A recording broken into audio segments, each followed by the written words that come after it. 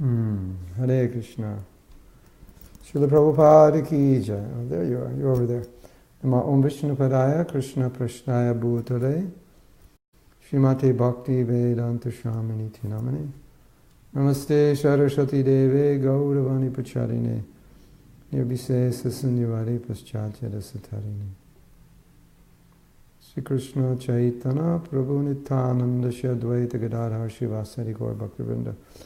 So today is Monday. It's Monday evening in Australia. It's Monday morning in. Well, now I'm in Dallas. It's actually 5:15 a.m.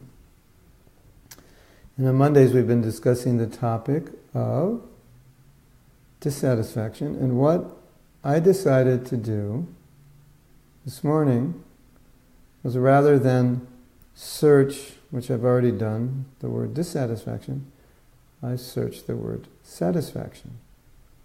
I wanted to see how Prabhupada defined the word satisfaction, how Krishna defined the word, to give some more context and perspective to the discussion. We haven't yet finished reading the quotes that I researched on dissatisfaction, but I thought that if we discuss satisfaction, it gives us a little broader understanding. So I'm going to read a few things. We'll see how far we get.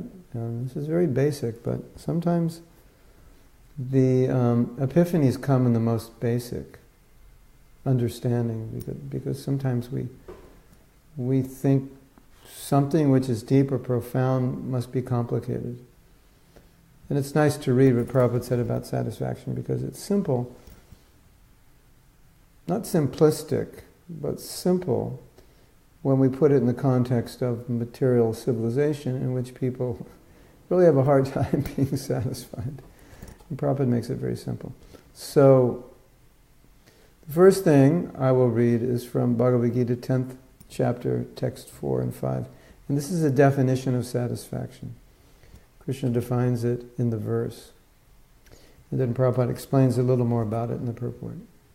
Tushti, satisfaction, means that one should not be eager to gather more and more material goods by unnecessary activity. One should be satisfied with whatever is obtained by the grace of the Supreme Lord. That is called satisfaction. We have an instruction in Nectar of Instruction about over-endeavor. And the instruction is, don't endeavor for things which are difficult to achieve. So this definition echoes that point. Prabhupada is not really saying that one cannot have many things, or in and of itself it's bad. He's saying it's bad to make an endeavor to achieve things which are not absolutely necessary, specifically at the cost of your own bhakti, your own sadhana. So that's sometimes becomes an issue living in our culture, that we'll endeavor for things which would cause us to have to minimize our sadhana. And maybe that's unavoidable, but here Prabhupada's talking about the endeavor for things which are not essential, like we could live without them. So that's a definition of satisfaction. I don't have to endeavor for things which I don't require, or which are not absolutely necessary, because I'm satisfied. And I don't know if you're aware of it, but I think it was around in the 1920s, I forget his name. There was a man who, an economist, I believe he was speaking to Congress, or speaking in some circles where the discussion was about how to boost the economy. So he said, unless people are greedy, the economy will not grow, because they have to buy what they don't need. And so we have to do things that would excite, aggravate their greed to buy what they don't need. And that's an essential element to keep the economy robust and healthy. So that says it all. right? And so materialistic culture, a culture which is based on a money culture, which is based on the present economic system, has to have as its foundation people who are willing, or people who are made to feel that the reason they're not happy is they don't have enough. In that way, they'll work hard, accumulate wealth, and then spend it to try to be happy by buying things that a satisfied person would need to buy. So that's the point Prabhupada's making here, that if one is satisfied, then naturally their material needs will diminish. So let's read the purport. If one is unable to give up the activities of his selfish nature, then jnana and yoga are of no avail. The real aim is for a living entity to give up all selfish satisfaction and to be prepared to satisfy the Supreme. A Krishna-conscious person has no desire for any kind of self-enjoyment. This is if you're Krishna-conscious. This is not, when you're Krishna-conscious, it's not a struggle to be detached, you just don't have the desire. Because you have love for Krishna at that point. Why don't you have any desire for selfish enjoyment? Because you're already enjoying so much. Why would you have a desire if you already have it? When you have love of Krishna, it's purified you of your selfishness. And the rasa, the experience, makes selfishness basically impossible. That consciousness is impossible. It can only be possible in a dissatisfied person who doesn't have Krishna consciousness. He is always engaged for the enjoyment of the Supreme. One who has no information of the Supreme must therefore be engaged in self-satisfaction, because no one can stand on the platform of inactivity. All purposes are perfectly served by the practices of Krishna consciousness. So, what I thought was important for this discussion is this statement: one who has no information of the Supreme must therefore be engaged in self-satisfaction, because no one can stand on the platform of inactivity. So Prabhupada's referring here to a person who's trying to renounce, and it's not possible. If I don't know about the Supreme, I only know about Brahman. If I don't have some connection with Krishna, it's impossible to be satisfied. It's just the way it is. So, materialistic people are trying to be satisfied through accumulation. So we understand you can accumulate, but it won't fill your heart. So your heart's empty because your heart is hankering for rasa, for some exchange with Krishna. And you're not going to get exchange with Krishna by buying things. Now, material comfort gives material happiness. But here we're talking about something deeper, which is satisfaction. So material comforts, all right, they'll give you satisfaction momentarily, but in terms of filling the heart, the discussion here is that only our rasa with Krishna is going to do that. So, if we tell people whatever you do materially, you won't be happy, and they say, that's not right, I will be. We can stand pretty firmly on this principle that until there's a relationship with Krishna and it's awakened to some degree, the heart won't be satisfied. It'll always be hankering. Or we can say, and we're going to read this later, even if there's not a relationship with Krishna fully manifest, at least unless there's some God consciousness, and unless there's an elevation predominantly to the mode of goodness, then it's impossible within the mode of passion to be satisfied, because the nature of passion, by definition, is that you're not satisfied. So if civilization lives in passion, then it doesn't matter how much they have. It's not possible to be satisfied in the consciousness of passion, because the consciousness of passion, Krishna defines it, the nature of passion is that you always want something that you don't have. So it's not a question of how much you have or how little you have, it's a question of what mode you're in.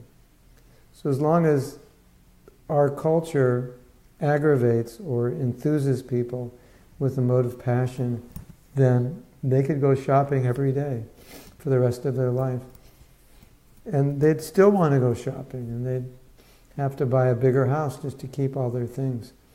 So it's in this discussion, part of the reason we're having this discussion is in order to clarify for ourselves the best way to explain to people why they're not happy or why they can't be happy. And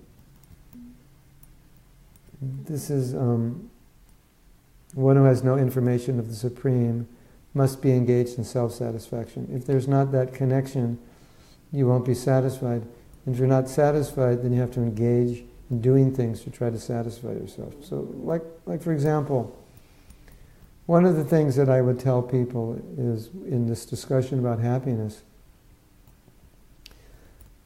how do you know if you're happy or not?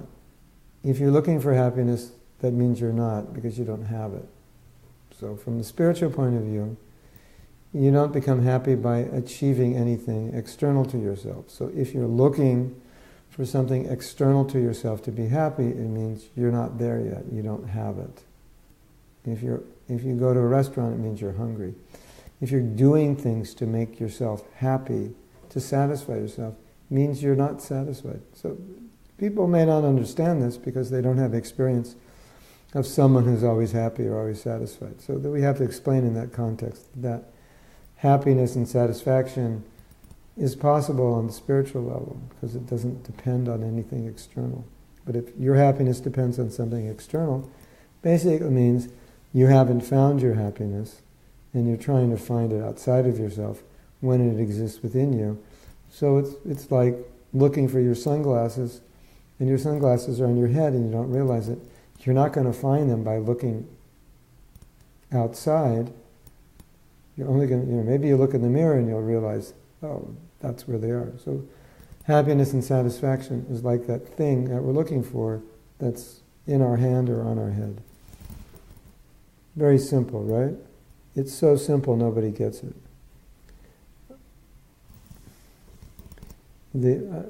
It's also good to understand how business influences people to spend money. I don't know if you know this, but spending money is an emotional thing.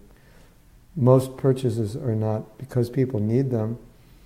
There's some emotion involved. But one of the things that's commonly done in marketing is to make people feel that there's some lack in their life without this product, and if they had this product, it would fill up some kind of emptiness in their life. It's kind of like saying, if you don't have this product, a major thing in your life is going to be missing. And until you get this product, you're always going to be, in some sense, at ill ease, that something will be wrong. Of course, that's what we say about Krishna. Until you get Krishna, that's how you feel.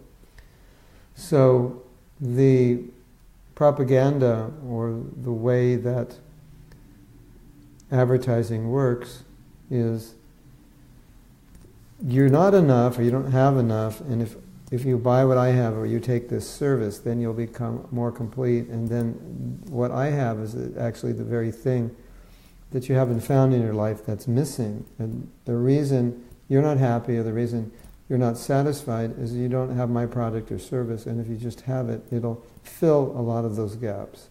So I have to convince people there's something wrong with them in their life. So basically, marketing it has to create some dissatisfaction. And then when there's dissatisfaction, then the idea is our product will fill up that emptiness. So you have to convince them they're empty. And maybe they didn't feel empty, but through your marketing, you make them feel that something's missing. That I don't have this product, and I would be happy or satisfied or better off if I had it. So the fundamental is pretty much diametrically opposed to what Krishna teaches.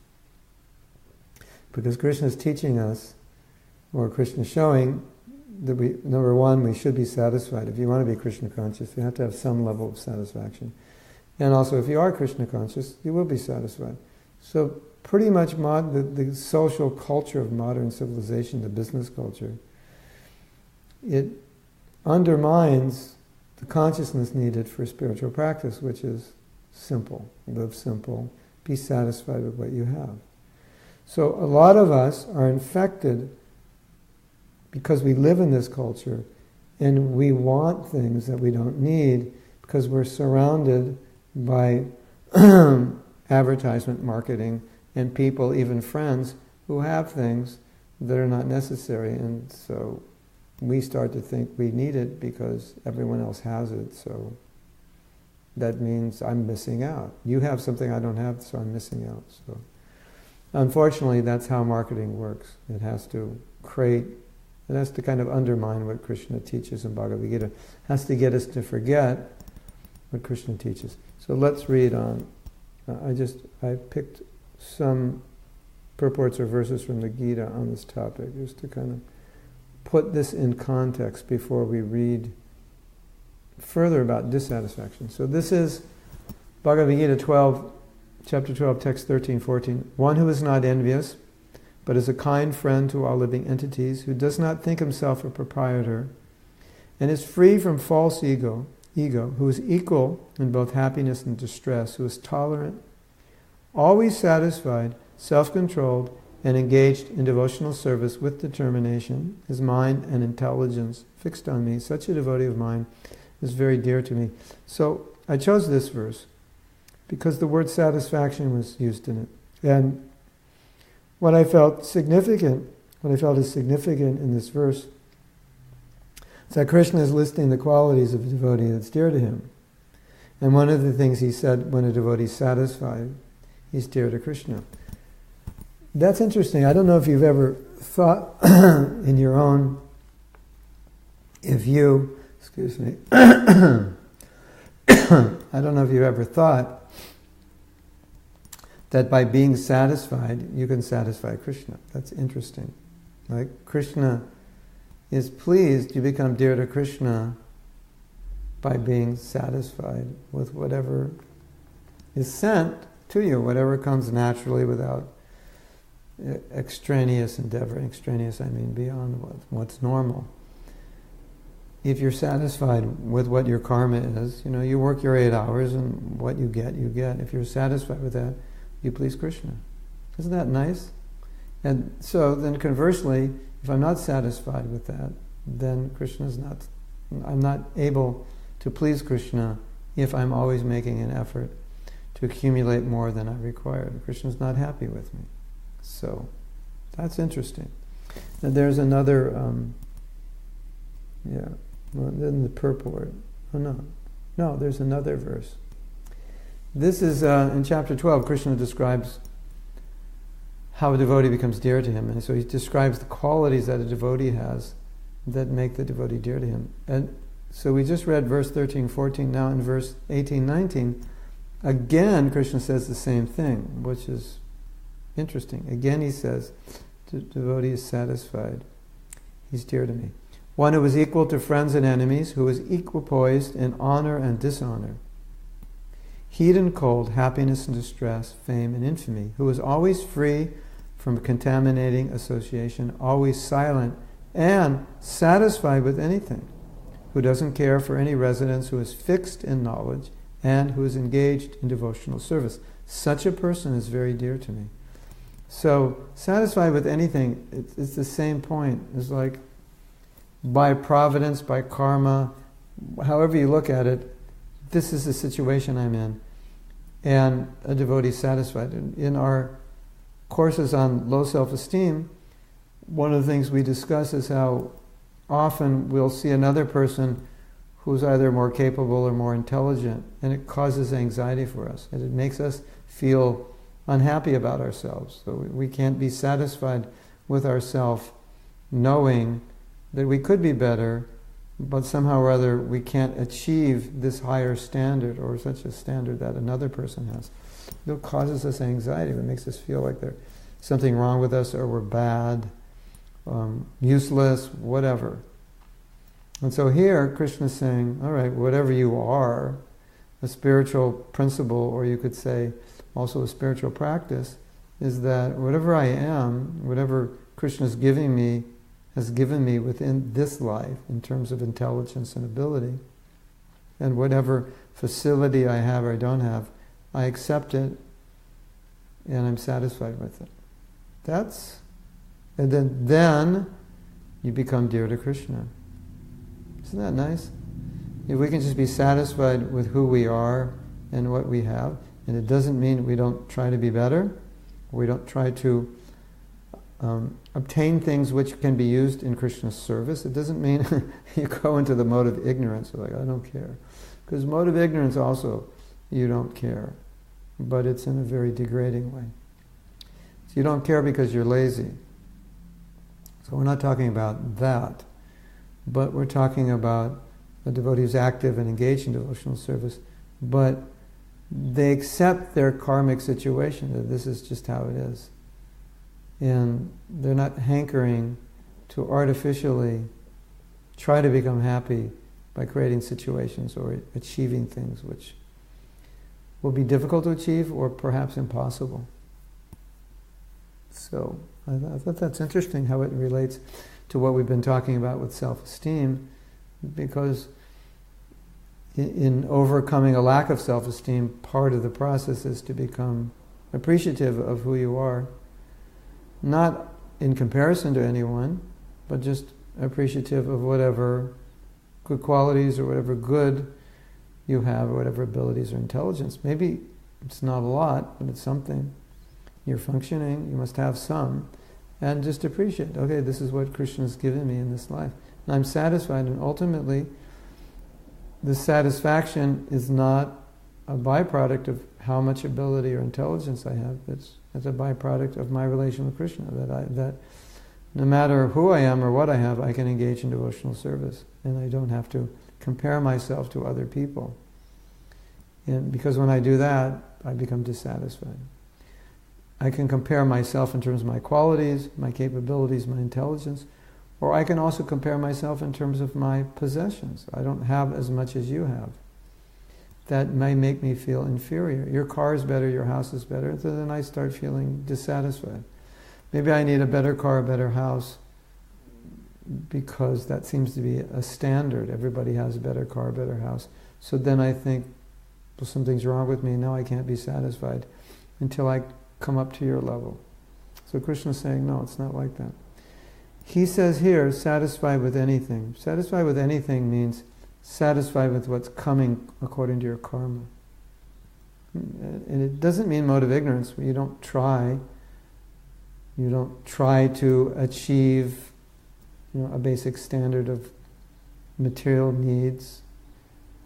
But it means that when you do that, whatever comes of that, you're satisfied. And then if you want to endeavor beyond that, generally or often, it's at that point your sadhana will be compromised, because you want to achieve a greater material position. So we have to be careful about that, because we don't want to compromise sadhana. That's really foolish. So now the next verse I chose, because I find it an interesting context to discuss this topic of happiness and dissatisfaction and satisfaction, is the modes of nature. Because basically what Krishna is saying is, in the mode of passion you can't be happy, and in the mode of goodness you'll be happy. So let's read it, then we can discuss it. O son of Bharata, the mode of goodness conditions one to happiness. Passion conditions one to fruitive action, and ignorance, covering one's knowledge, binds one to madness. So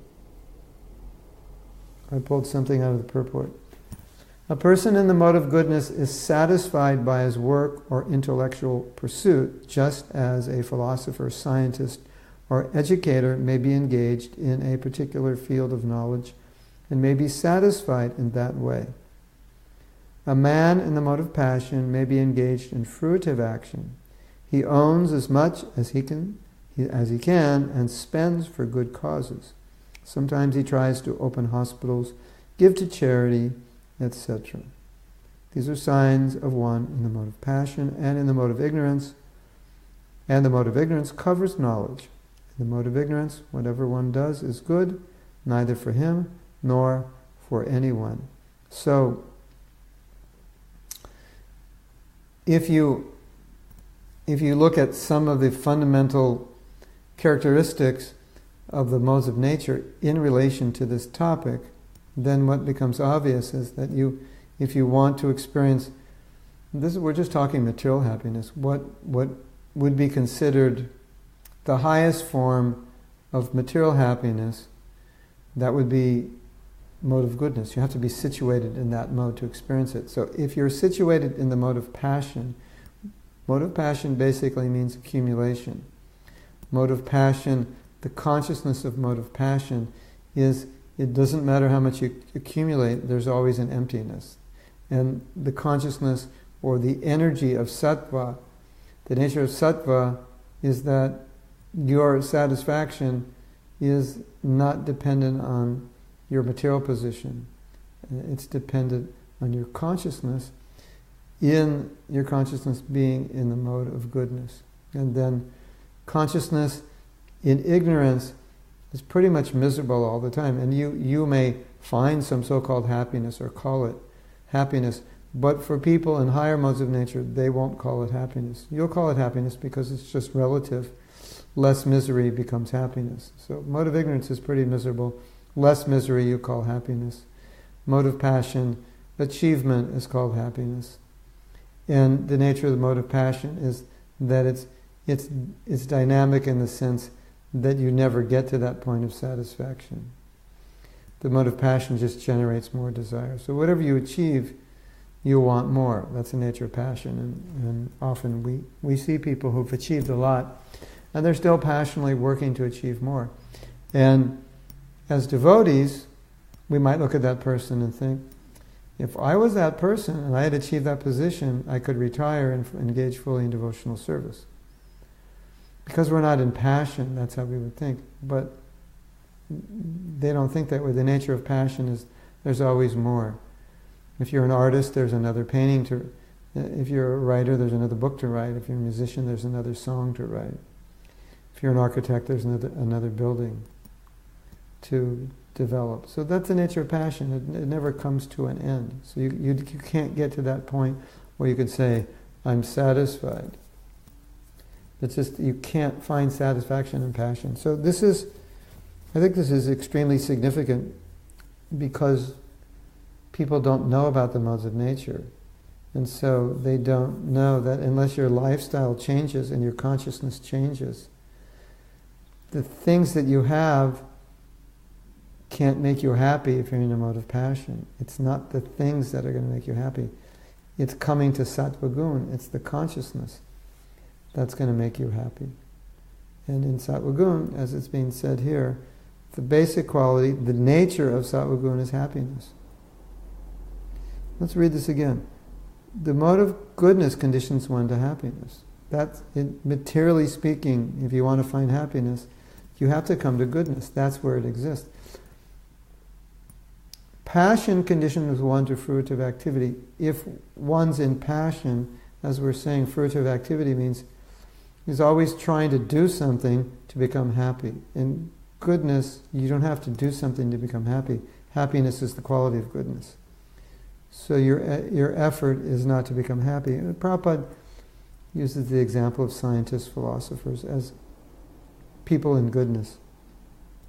So not so much of an effort to be happy, as an effort maybe more to know what's true, but you don't have to make the effort to be happy because you're already experiencing that. That's the nature of sattva. It's like, if you can imagine, you're in a room and it's very cold in that room, and so you have to make an effort to stay warm. So you put on a jacket, put on socks, put on a hat, hug yourself, try to stay warm, jump up and down. But if you go upstairs, the room's very warm. So there you don't have to make an effort to be warm, because that's the nature of the room.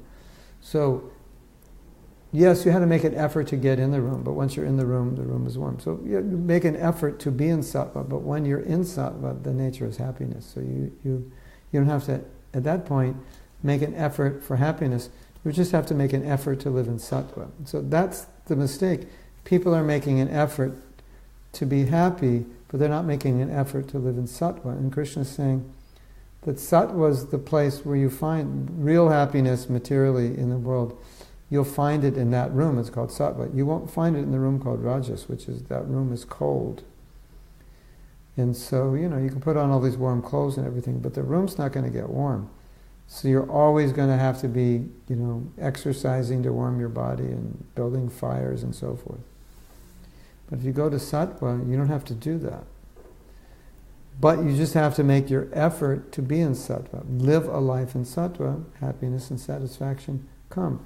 Live a life in passion, you'll always be endeavoring to be happy. And so, if we can explain that to people, it's succinctly what you would explain is that the nature of your consciousness will determine your experience.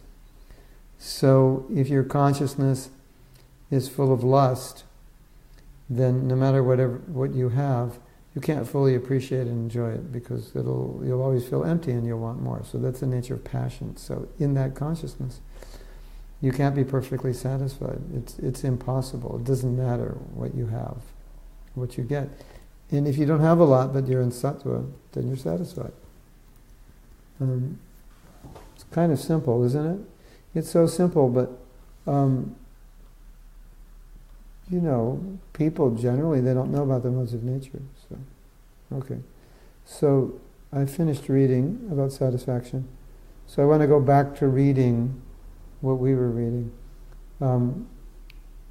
I don't know if I'm in that mode now where I can't read what you're writing, because so far I see people are watching, but I haven't seen anyone write anything. And normally you write something, which makes me think we're back in that mode again where you can't write. And if that's the case, if you have written something, I haven't seen it, if that's the case, and you have a question, then Facebook Messenger, you can say something. Or maybe nobody wrote anything. Can somebody just write Hare Krishna? Or can all of you write Hare Krishna? And then I'll see if I can see it. Because you remember last week or a few weeks ago, Facebook was in this mode where I couldn't read. And everyone said, swipe to the right, then swipe to the left. Swipe to the right just turns off the chat. Swipe to the left, it's a Facebook problem. So, I am not seeing any Hare Krishnas. Okay. Anyway.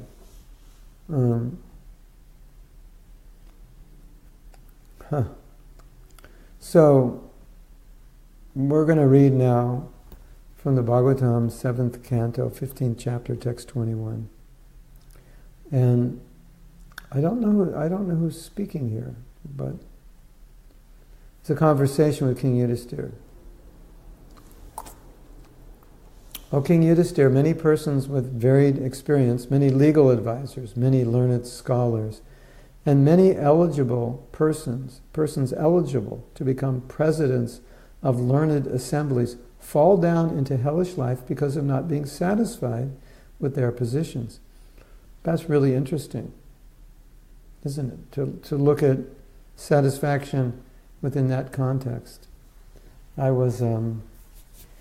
had a friend, he worked at a university, and he told me at one point the president of the university had to resign because he had an affair, and so it was, and he felt that, I guess the school felt that it was a bad example and improper for him to maintain that position. So that's an example of this.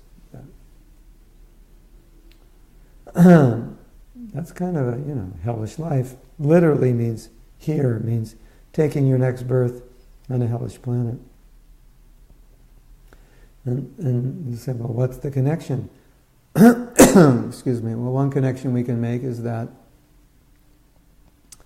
if someone's not satisfied, it's pretty likely they're going to engage in some kind of sinful activity to find happiness.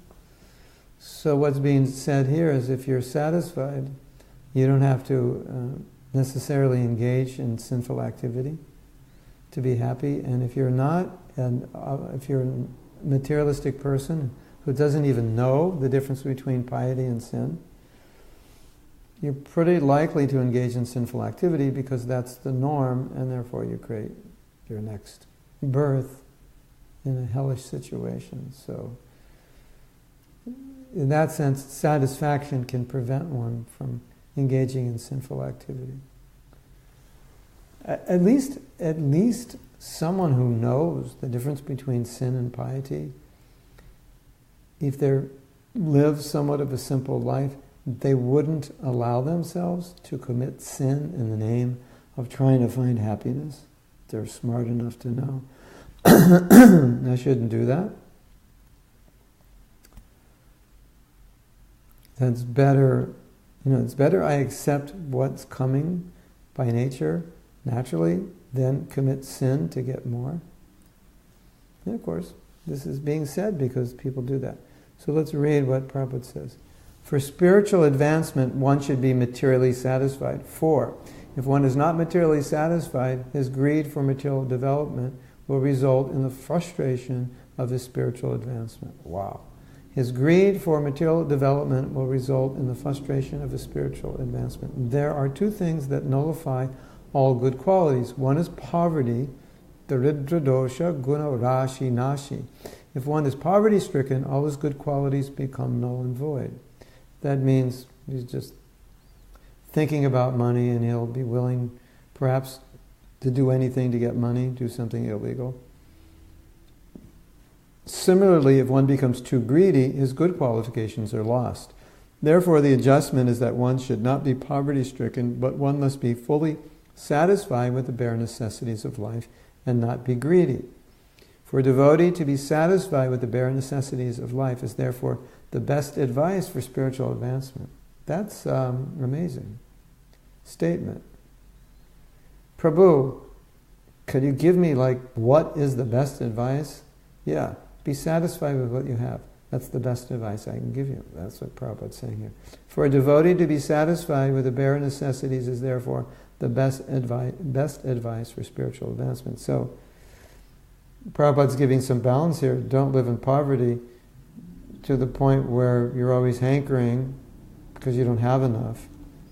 But don't live in extravagance because extravagance can destroy your bhakti because it puts you in the mode of passion, and as we said in the mode of passion, you'll always be hankering. Brahma bhuta prasanatma nasochiti nakangshati. So he's not hankering, he's not lamenting. So Prabhupada was very aware that our culture is pulling us all the time, as I said, to make us feel like we don't have enough and we won't be happy until we have more. And really Prabhupada's saying the opposite. When you have just what you need, you'll be happy. There's a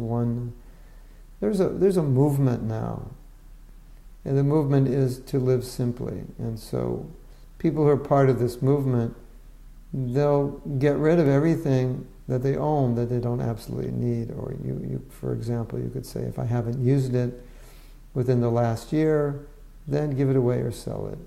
And so the people who do that, they say they feel so much better. Their life is less cluttered. They just feel happier. So it's kind of interesting, because the whole idea is you'll be happier if you go shopping and bring home a bunch of stuff. And they're saying what we know to be true, but it's nice to see that non-devotees actually experience this.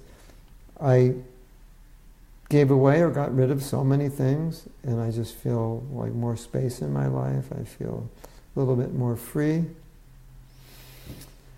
So that's interesting, isn't it? Let's read this again. For a devotee to be satisfied with the bare necessities is therefore the best advice for spiritual advancement. If one becomes too greedy, his good qualifications are lost. And so we were reading in chapter 12 that when a devotee is satisfied, that good qualification pleases Krishna, which obviously means that's good qualification is good for his spiritual advancement. And then Prabhupada is saying greed here. greed can undermine one's good qualities. So, being satisfied, it's both a byproduct of bhakti, but it's also a necessity to cultivate bhakti. Now, someone may say, I want to go to Vrindavan. I'm not satisfied. I want to go to Vrindavan for Kartik. So, it's not that Prabhupada's saying a person who's satisfied is dead, that they don't have any aspirations. He's just saying their aspirations are not material. So they're not aspiring to accumulate materially possessions or position. But definitely we are aspiring to achieve something spiritual. Then at the same time, if you aspire to achieve material, it'll increase your satisfaction. Just in that hankering, quote unquote, for the spiritual, you become satisfied. So it's, we're not against hankering. We're not against being dissatisfied. Spiritual, I'm not satisfied with my bhakti. I want more. I'm not satisfied with my service. I want to do it better. I'm not satisfied with my japa. I want to do it better. That's good. That kind of dissatisfaction, actually we require that. Otherwise we could become lazy. So that's not what Prabhupada's talking about in terms of satisfaction. He's talking about on the material level, the devotee doesn't need much. But spiritually, no. When will that day be mine? Kabhi Havi Bolo. When will I experience ecstasy when I chant Hare Krishna? That kind of dissatisfaction is really good because it's an inspiration. Yes? You got it? Okay. This is from the 8th canto, 19th chapter, text 25. Material existence causes discontent in regard to fulfilling one's lusty desires and achieving more and more money. This is the cause for the continuation of material life, which is full of repeated birth and death. But one who is satisfied by that which is obtained by destiny is fit for liberation from this material existence. This is really interesting, because essentially what Prabhupada is saying, that unless one is satisfied, he's going to continue his material existence. Because why do we continue material existence? Because we die hankering for something material, and therefore we have to come back and take a physical body, because if we're hankering for something material, you need a body to enjoy it, to experience it, right? So satisfaction, again, then becomes a very important spiritual practice.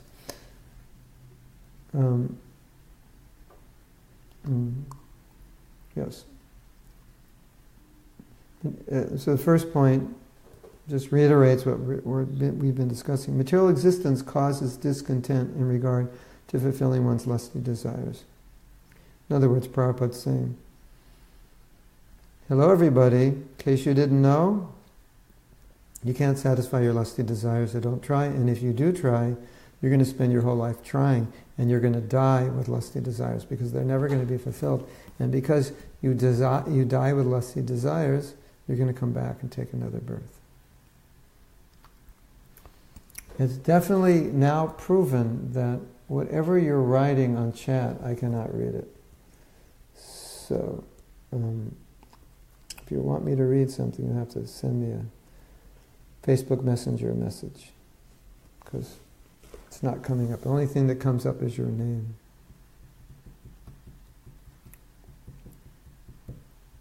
Unfortunately. So,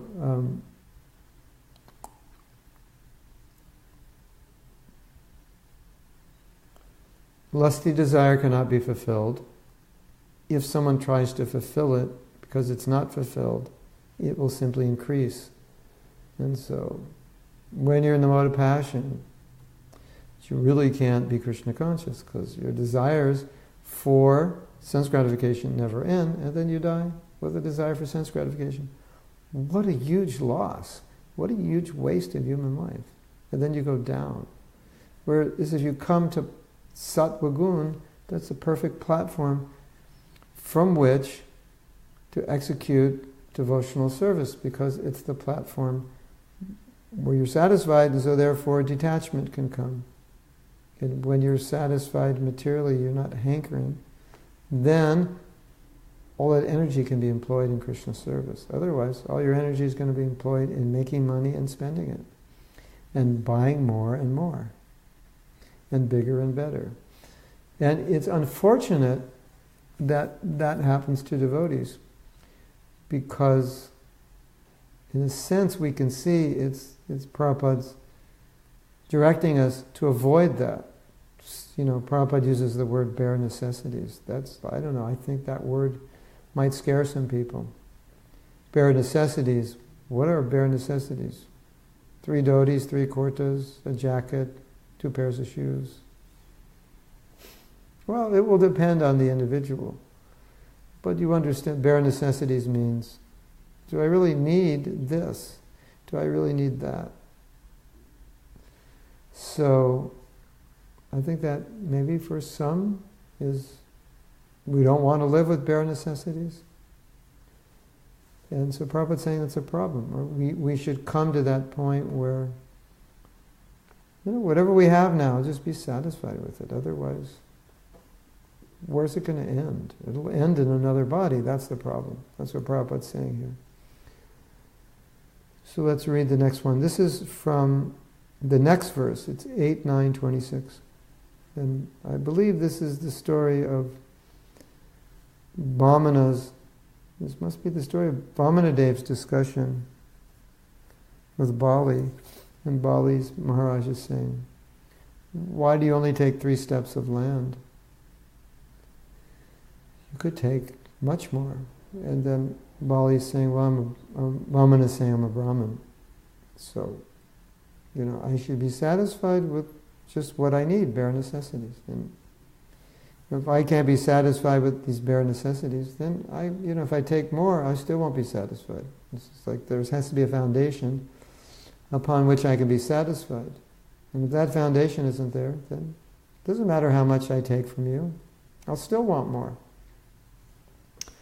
A brahmana who is satisfied with whatever is providentially obtained is increasingly enlightened with spiritual power. But the spiritual potency of a dissatisfied brahmana decreases as fire diminishes in potency when water is sprinkled upon it.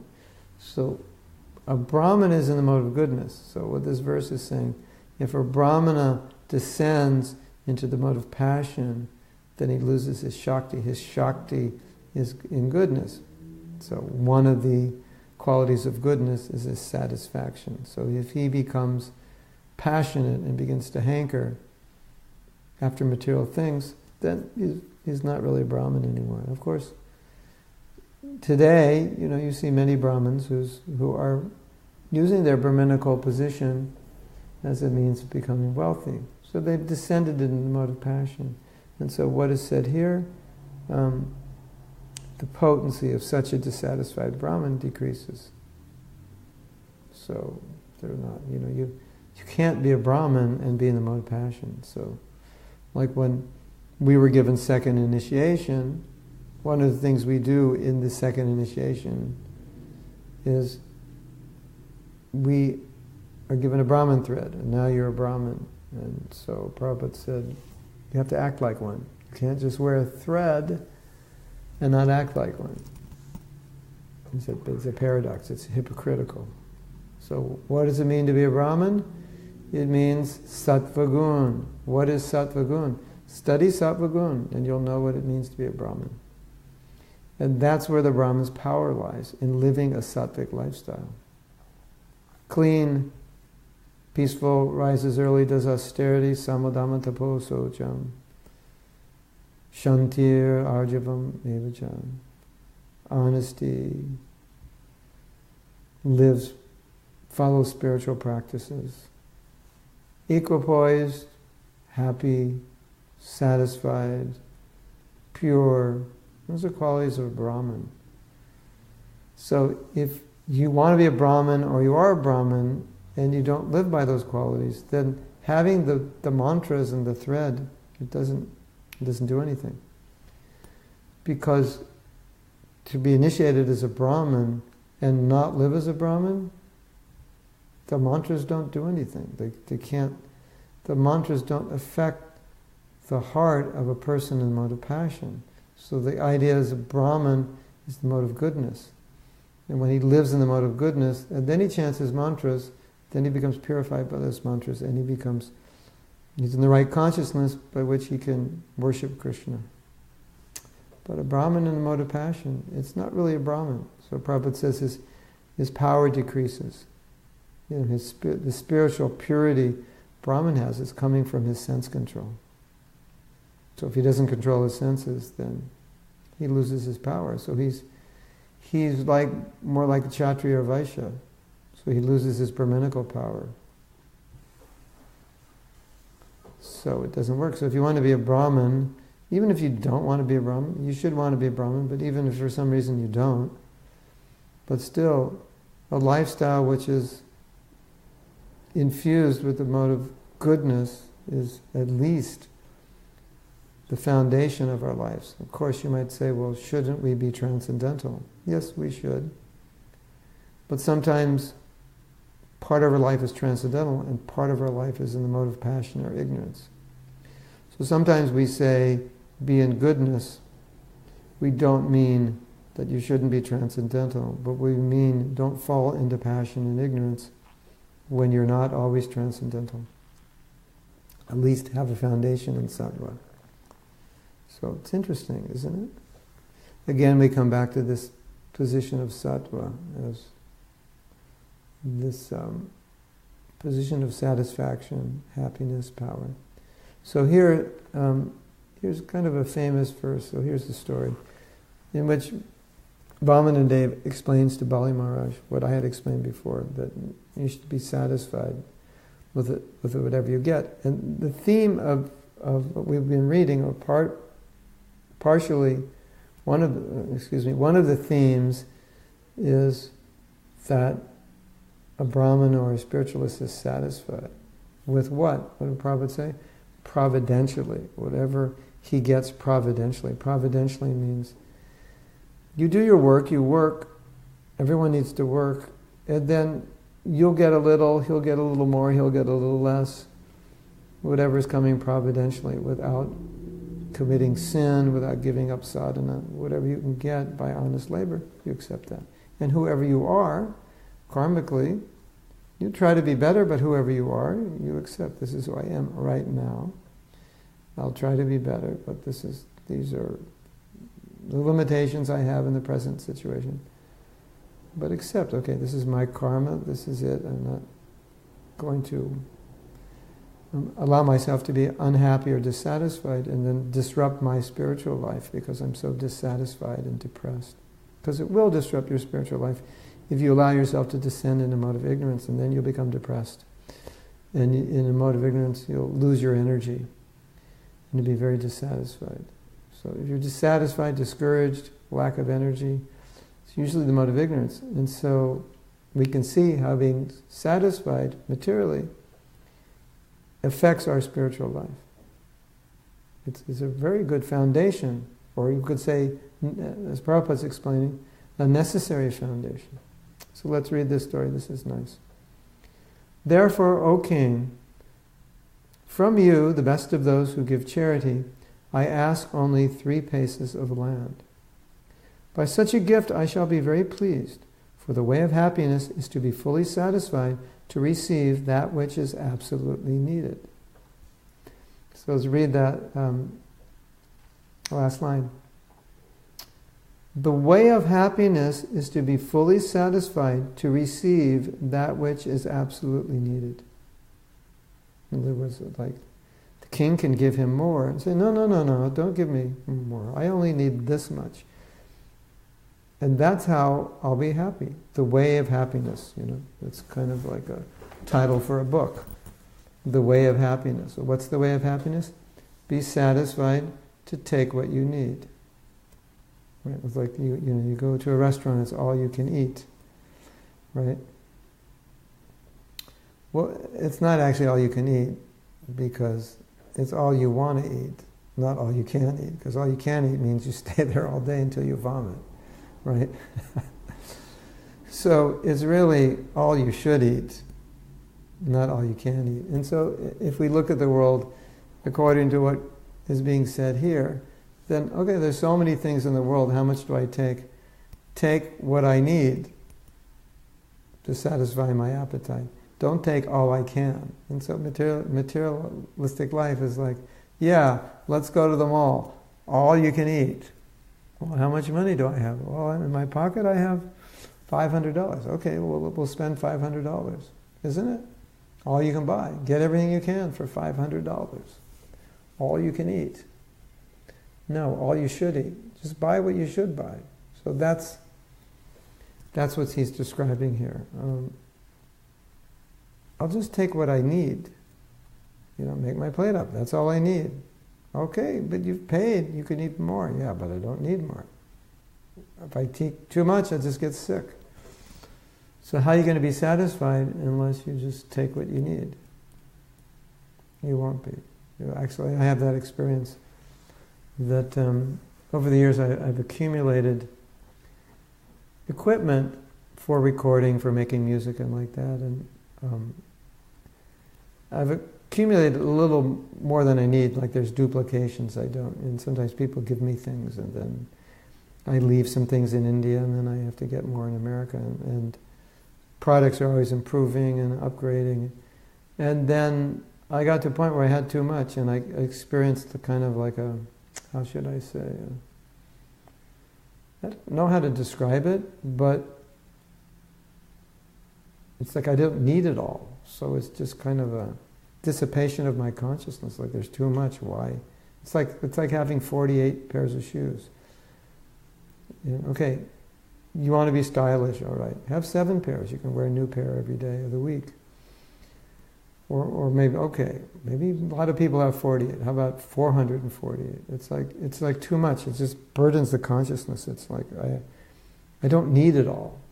So when you get to a point where it's beyond what you really need, it doesn't actually help your consciousness.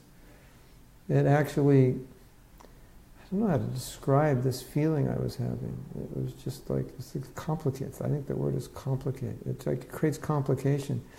Makes the life more complicated. And there's happiness in simplicity. So one man was saying, I think it was a pastor, he was saying, everything you buy you have to maintain. And then it breaks down, you have to fix it, and it complicates your life.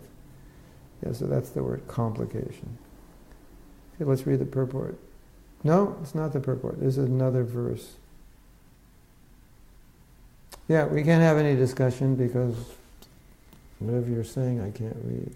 So I'm doing the talking right now. Okay. We'll read one more. Anyway, we got to read a lot today. That's good. Hear from Prabhupada. So this is, this is not actually Prabhupada. This is 11th canto.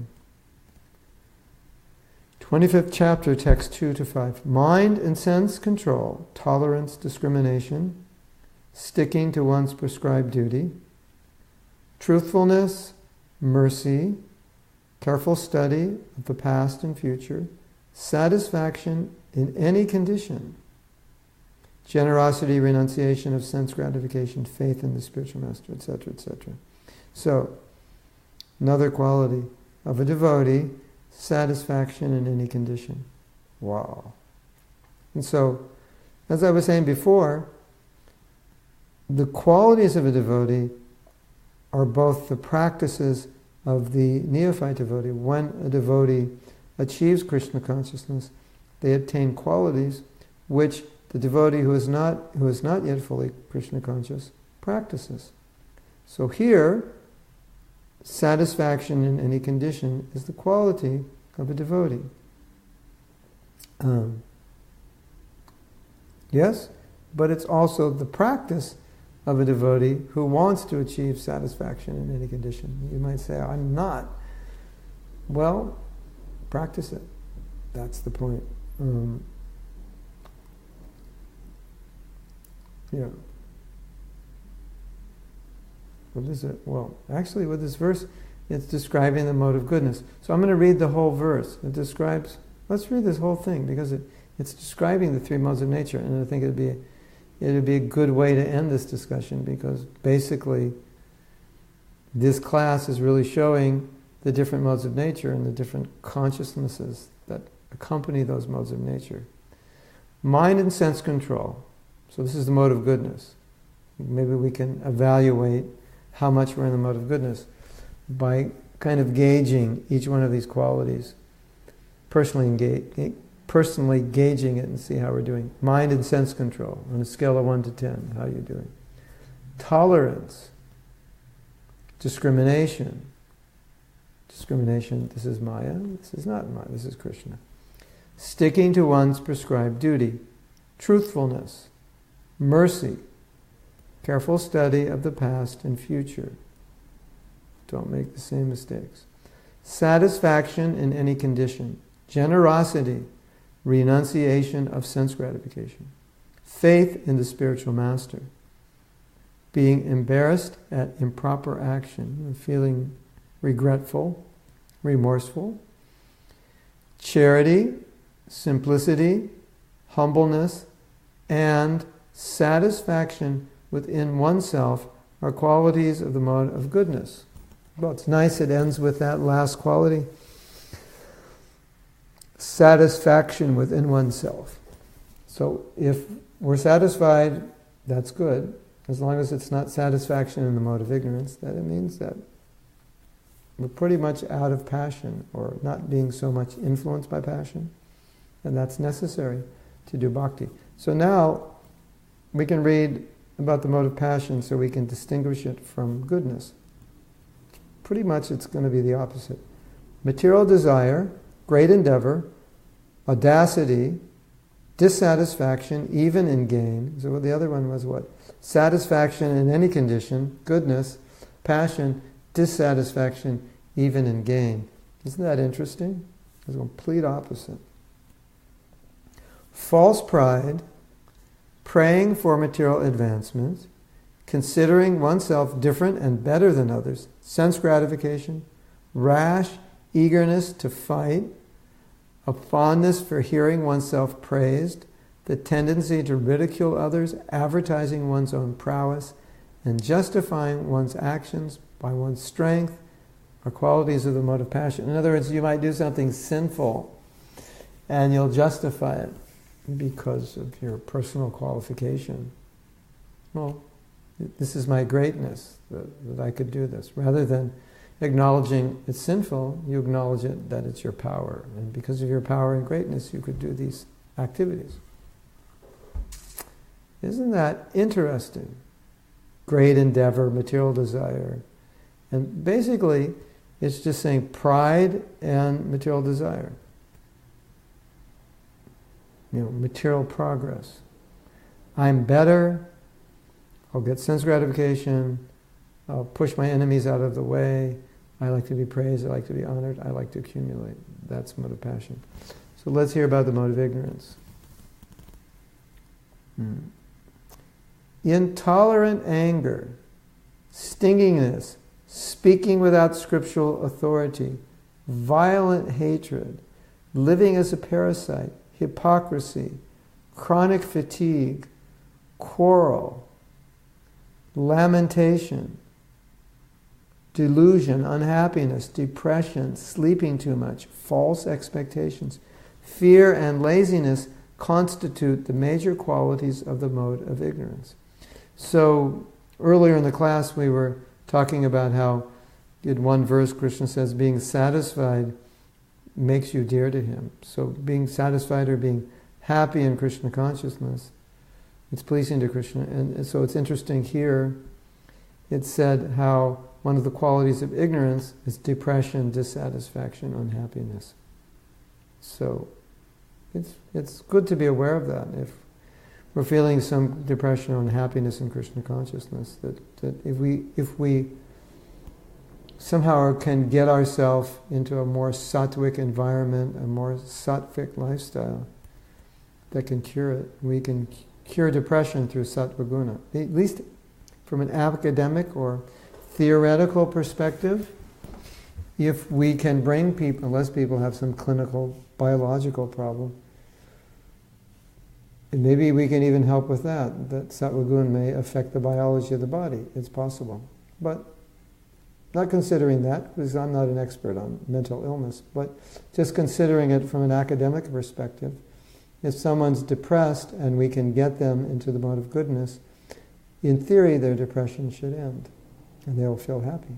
And of course, that was the experience of many devotees who became Krishna conscious from a depressed state, and then now being situated in devotional service, the nature of devotional service is happy, they became happy. They went into the warm room and they became warm. So, we're going to end, and in 1 hour and 40 minutes approximately, I'm going to give Bhagavatam class in the temple. And I just got the password to the internet, so we're going to see if we can broadcast it. So if you're around and you want to hear Bhagavatam class, that'll be Central Time in America, Dallas, Texas time will be 7:45, and that's it's an hour and 25 minutes from now. Because now it's 6:20, so 7:20 would be an hour, and then 5, 10, 15, 20, 25, yes, would be an hour and 25 minutes. That's the official. More or less. It might start a little earlier, a little later. Sometimes the deity greeting is earlier or later here. So it can start as early as 7:30 and as late as 7:47, right? That's so. If for some reason I can't broadcast it, then on the Dallas website it'll be broadcasted. And I believe every day at this time I'll give class. So, Hare Krishna. Srila Prabhupada ki jai. Thank you for listening, and maybe we'll see you later.